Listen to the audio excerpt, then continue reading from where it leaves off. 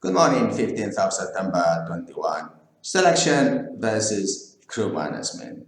Previously, before coronavirus, we were very happy, all of us, just making crewing and just having available supply of seafarers, all different nationalities. Now we find out that some countries have this policy of five-fare vaccine, others have this policy of Moderna, others have the Sinopec vaccine, others have other vaccines, and now everything is completely different. Now the flights already are not available as many as before. The cost of flight is 3 or 4 times more. To find a seat in a plane, we have to fight and prevent, and so it is becoming very, very complicated to do. Crew management now, ship owners have started to think with this coronavirus whether there is a conflict of interest with ship managers, and there is indeed with the talent.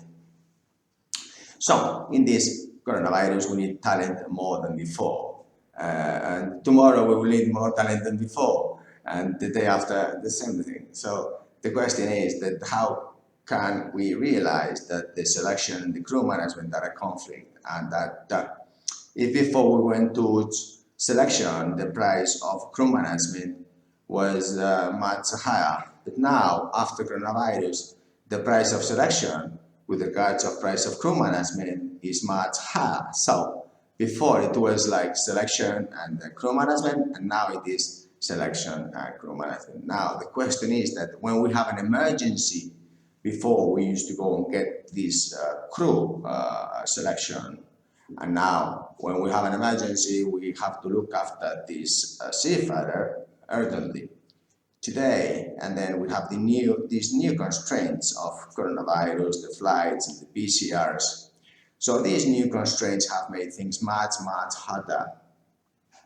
If we add towards this, that there's a lot of countries that have not really realized the potential of the intrinsic value of seafaring community. One seafarer is worth 22 million per 100 years, intrinsic value. And then, so no country has really realized about potential of even not 100 years, but this perpetuity. So to invest in training seafarers, because there is zero unemployment and the income to each GDP of each country is 22 million. It's huge volume. No country has really realized about this. Politicians are too busy having summits and wasting our money and dividing the processes in 5 and increasing the electricity, and well, this will probably end very soon. But the question is that the same as crew management before was much more expensive than selection. Now it is becoming much more competitive. Why?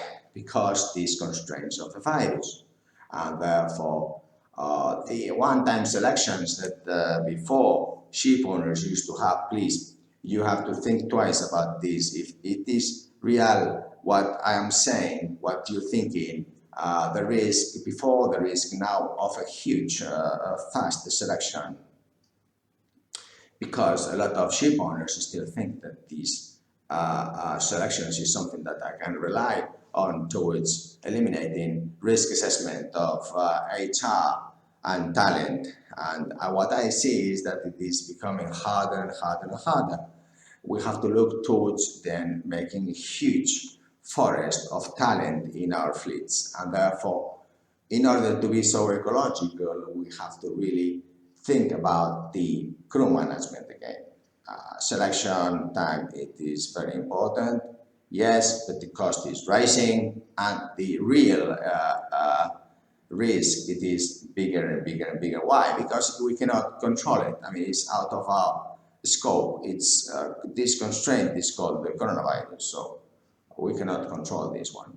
Therefore, the most important thing is that both ship owners and the crew management companies get into an agreement to unite the pools and these forests of talent, furnish, look after them, because it is not only the cheapest, but the most intelligent way today.